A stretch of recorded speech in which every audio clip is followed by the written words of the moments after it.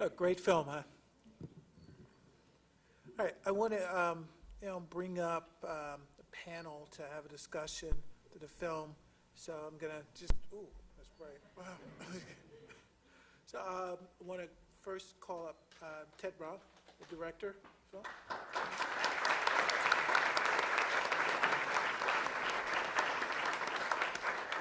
Bill Ackman.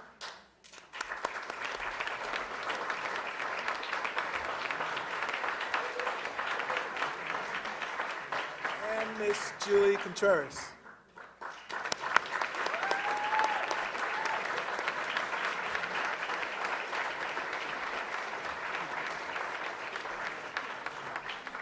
And to moderate the panel discussion is 100 Reporters board members Ricardo Sandoval Paulus.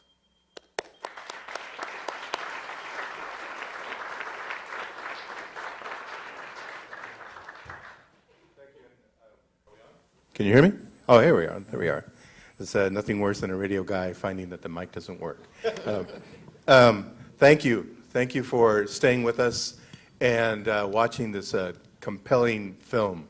It's just amazing as a journalist, as a career investigative reporter. I marveled at the investigative techniques that I saw, not just from the filmmaker, but also from Mr. Ackman's use of spreadsheets.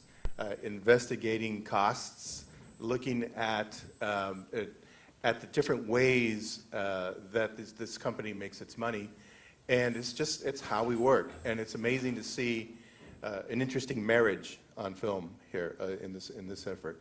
I'm going to start really quickly, and I've been told that we have a little bit of a time limit, but we'll talk here for a bit, and I'm willing to go out into the great outdoors and keep this conversation going as long as y'all want to do it. But listen, the thing that struck me really quickly here is that there's two stories going on here. One is your story, and you're the man with the cojones, and I hope the seat is large enough for you there.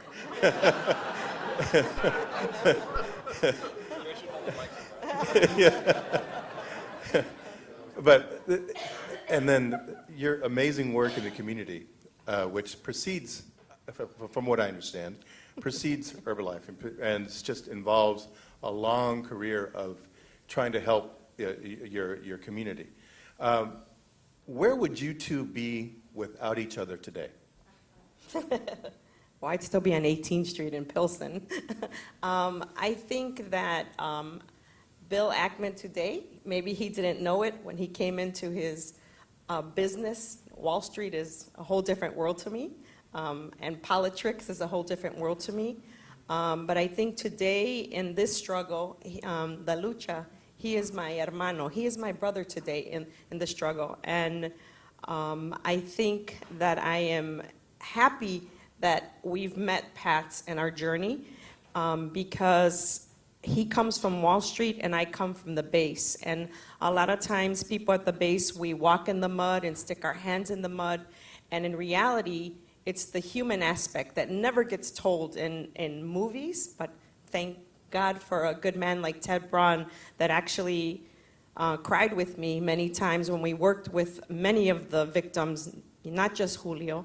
I think the human aspect is so important because whether it's Herbalife, whether it's any corporation in this country, without the people, without the pueblo, they are nothing. Mr. Ackman. Bill. Thank you. Where would you be today if you had not met Julie? So number one, I love this woman. I know her husband's here, I gotta be careful. But this is a great woman. It just makes me feel great about the country. And when this was we short very few stocks. I mean, what we do is we buy companies, we try to make them better. Every once in a while we come across an evil company. And but what's interesting, I had no idea that I never really met a victim. And I didn't realize this was about undocumented Latinos. And I really didn't know anything about the plight of the undocumented immigrant. And in the film, one of the most moving moments for me was when I was in the church and I was talking to many victims, and just thinking about my family coming to this country 125 years ago. And so I would say if there wasn't a Julie, there was a Julie Contreras in the 1890s that saved my family from a fraud, and that's why I'm here. So I guess I wouldn't be here without her predecessors. I think that's right. My ancestors. And Ted, I'm curious to see how you decided to put these two together. I'm pretty certain that you could have told a pretty compelling story with one or the other. And I'm interested from a filmmaker's point of view, why one had to be married to the other in this story. Bill and Julie's presence in the film is one of the remnants of my original conception of the film, which, as I mentioned at the beginning, was to portray a battle. I had hoped to get some folks from the Herbalife side of the equation, an executive as well as a sort of grassroots distributor who was trying to make a go of it, and watch how different parties on either side of this unfolded, or how their struggles unfolded. With the lack of Herbalife's participation, I ended up building the story in a somewhat different way. But I had conceived from the outset that I wanted to look at this from as many different levels as I possibly could. So I felt that there would be power once I identified Julie as a subject and she agreed to participate in the film. Bill fortunately agreed almost immediately upon my approaching him. I felt and understood that there would be power. I didn't know exactly what it would be. I had no idea that they would end up meeting in that church. But I felt that there would be power that the audience could experience by watching their two struggles unfold in parallel, and that you could explore as an audience the different connections between a struggle taking place, on the level of Wall Street, as well as the grassroots ground level struggle that Julie and people like Julio Ulloa, who is in the audience today, by the way, and saw the film for the very first time. Julio, please, will you stand up?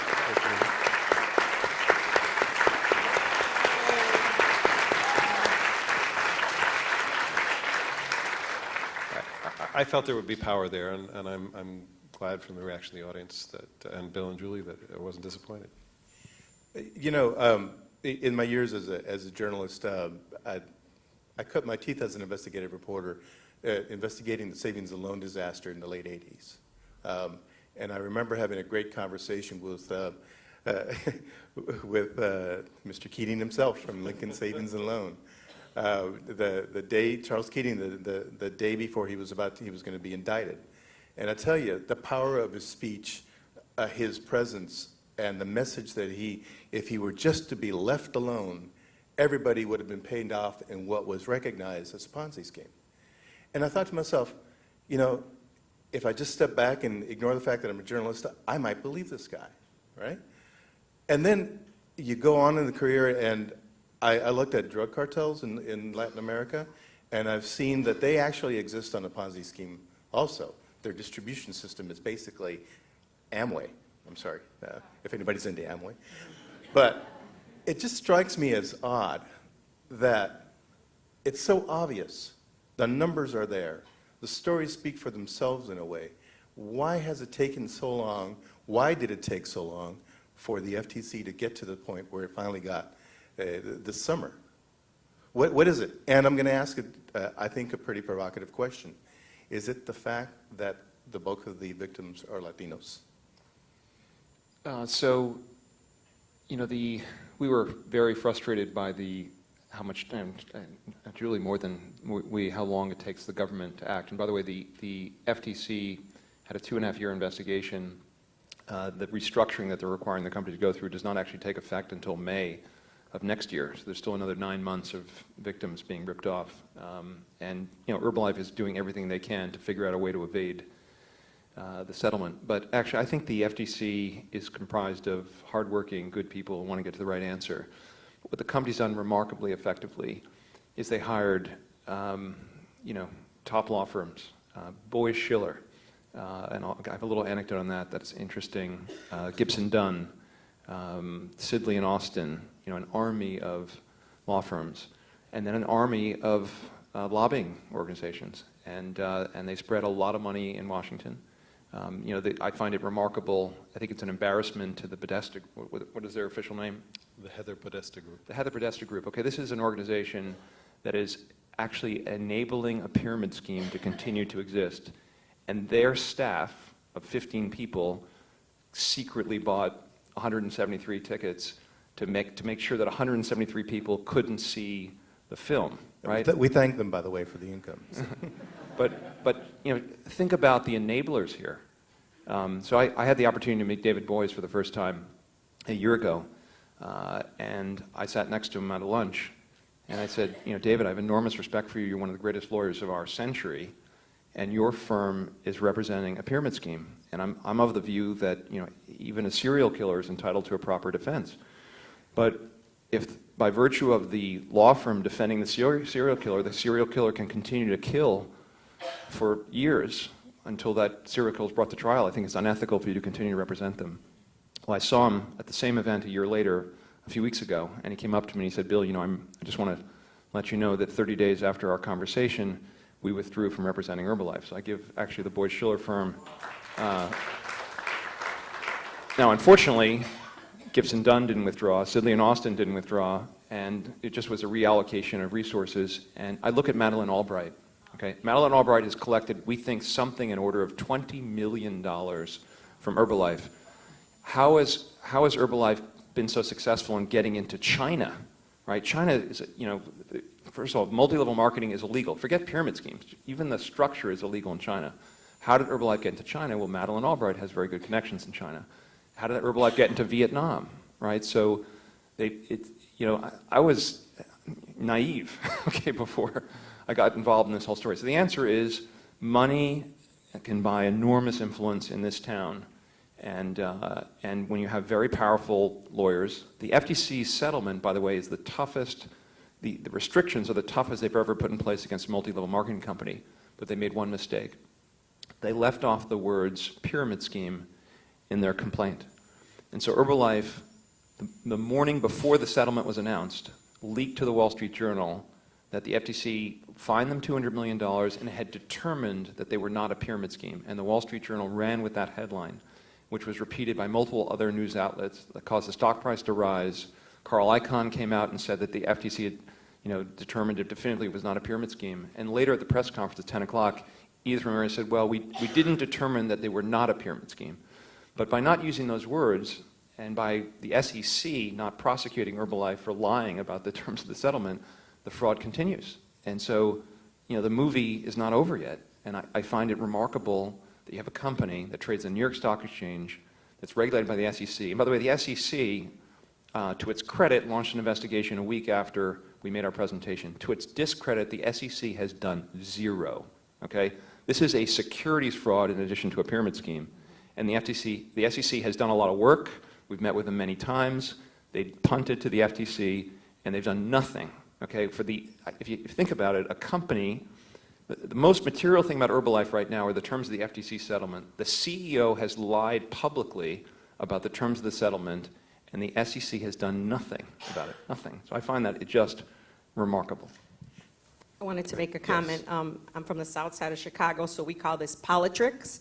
The FTC, the CCC, the BCC, all of these entities from our federal government should be ashamed of themselves, because if I stole $5 from Carl Icahn, I would be locked up and serving time in jail. I think that not only did we discover what's happening on Wall Street, but we now have federal entities that are not prepared for undocumented Latinos to come and give testimony. They're not prepared how to service them culturally, language-wise. I was at a symposium at the University of Illinois Chicago with a slew of different entities that were in securities exchange and the FTC, and one person in the room who was a operator answerer for a department is the one they send all the Spanish-speaking people to. This is a reality, and it's an insecurity that people live in. It's the peoples in the shadows who are cleaning your houses, watching your babies, cooking your food, working 2-3 jobs to pay into this corrupt corporation. They are criminals for what they have done to the Latino and African American community. And I think that for anyone to try to sugarcoat it, the reality is that the consumers who have been harmed are underserved. And if it took you this long, FTC with a whole staff, and again, excellent people that we worked with, but it still isn't enough. We need it to be better for people who are non-English speaking. There's the Department of Homeland Security. There are laws. There's a book about different languages. People should be able to know where to file a complaint. People should be able to know right now today with the FTC where they can get help. And that's not a reality. And that's not there. But quick story here, all right. So my mom, I'm a Mexican immigrant. I was born in Mexico and raised in the US. My mom cleaned houses and worked the fields and worked in a laundromat. She joined Amway. And pretty soon our garage was filled with Amway product when we were growing up. And I said, Mom, we're going to be stuck with this because I understood what was going on there, that this was a pyramid scheme, that she would have to go out and find 5 people to recruit, and they would have to go out and find 5 people so she could get any kind of income from this. She realized, she stopped. We had Amway product for years. We didn't do anything about it because we just said we'll eat our losses and we'll go on, all right? We'll make it up somehow. The message that I think is being delivered to the community is that you guys you either buck up, go out and find those other distributors for you, or just take the losses and move on. And why, after all these years, what keeps you in this fight? I'm here because I love my pueblo. I love my people. I'm a Latina American. I'm a member of the League of United Latin American Citizens. And since 1929, we've been defending the civil rights, the immigrant rights, the consumer rights. And there's a consumer right crisis, M&M crisis here, right in the United States. And they are more vulnerable because of the reality of them being undocumented.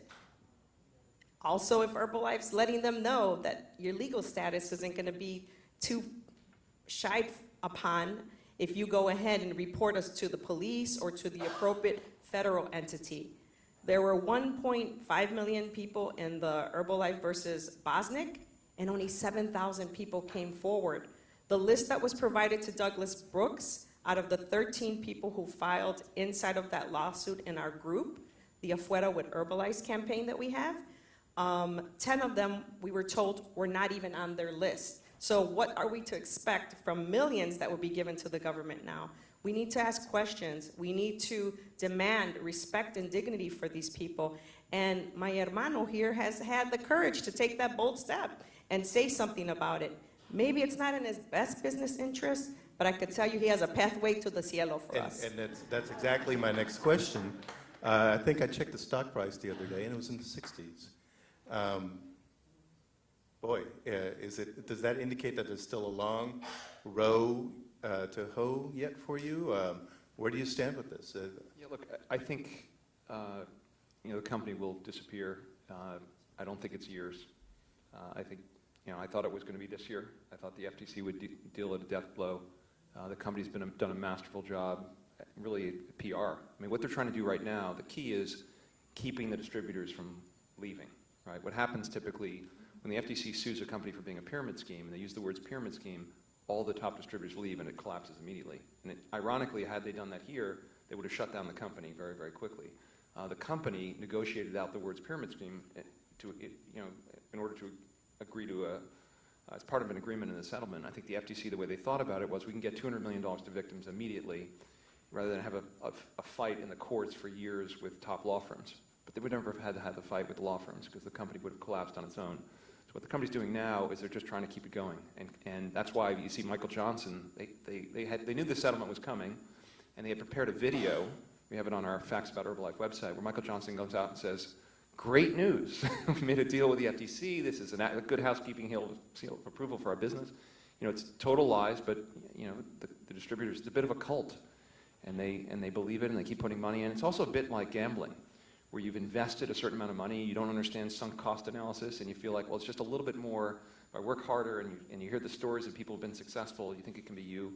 And it's playing on the American dream. The reason why people leave Guatemala and come to this country and brave a lot of danger in order to get here, and is that this is a dream, and what they're selling people on is the American dream. And the really sad thing here is not only you lose all your money, but your hopes and dreams are stolen from you. Right. But in a sense, though, the same could perhaps be said of your effort, in that you have the resources to pursue this for a while, right? So then it becomes a game of let's see who waits the longest. So is there some... I'm the most persistent man in America, so... And I'm the most persistent Latina in America, too. Okay. And I think They picked a fight with the wrong people. The wrong people. These are good. The fact of the matter is that Michael Johnson is a coward. He's a criminal, in my eyes. That's my perspective. And the truth, my mom used to say, no matter how much you try to hide it and lie, it's going to come to the top. And you were talking about a garage right now, all the products of your mom. I have people till today, even though the settlement is done, calling me from all over. Last month, a lady from Bolivia, $4,000. I sent Alan Hoffman an email, and she let me know yesterday that her money was returned to her. There is a family in California. Mr. Albino, he said he did Herbalife as a distributor for 4 years. He lost $360,000. Him and his wife working 2 jobs. They lost their home and they went to live inside of a garage. Him, his pregnant wife, and his 5 children for a year and a half. The way they got out of the garage is because the city came, and in his city reports, so that he wouldn't lose his children, he showed them all the receipts and bills of how he lost his money, his savings to Herbalife. That, for me, is unacceptable for any human being in the United States. These are criminals. They need to be locked up and shut down. And I think we're getting to the end here, but I need to ask. We have a shot in the film where you're looking at this letter from the company that essentially lays out what you perceive to be a threat, right? I'm wondering, now you and the both of you have said some pretty strong things in public now. Have you received any similar invitations to come talk about this, or cease and desist? No. Where are we with that? No, I've received no direct communications from Herbalife or their lawyers or any of the corporate officers since the end of the Tribeca Film Festival. So that what they would do instead with us is that they would leak on TV that they're on the brink of about to sue us, and we always welcomed a lawsuit because if they sued us, we could get discovery. And welcome truth is a discovery. defense, right? So if we can get access to all their books and records, that was a field day for us. They knew that, therefore they've never sued us. But why you? They could sue me. I will iron my best pair of underwear, put them on a hanger, and I will present that to them. That's all I own. They can't take anything from me. But I'm wondering if there's a perception here of the difference in the vulnerability to this kind of tactic or an intimidation. They can intimidate all they want. When we have the people, the pueblo, I believe the will of the people will be the law of the land. And there's nothing to fear. We're not lying. We have the truth, the facts. We have Mr. Ackman that has done so much research that only enhances that which Mr. Julio and all the victims have suffered. And in the end of the day, we can hope and pray, because these are people who come from the base, people who have crossed borders to come for a better life. And for me, for Herbalife to use them and take money off their backs that they've worked so hard for, I say, this is unacceptable. And I will fight them too, to the end of the earth, because this is wrong. This is unacceptable, and this is un-American. Well, thank you. Julie, Bill, thank you. And Ted, fantastic film. Thank you very much for your time. And I mean it, let's keep the conversation going on this. Thank you for everything, and we have one more day of fantastic films tomorrow. Please join us, okay? We'll be here before.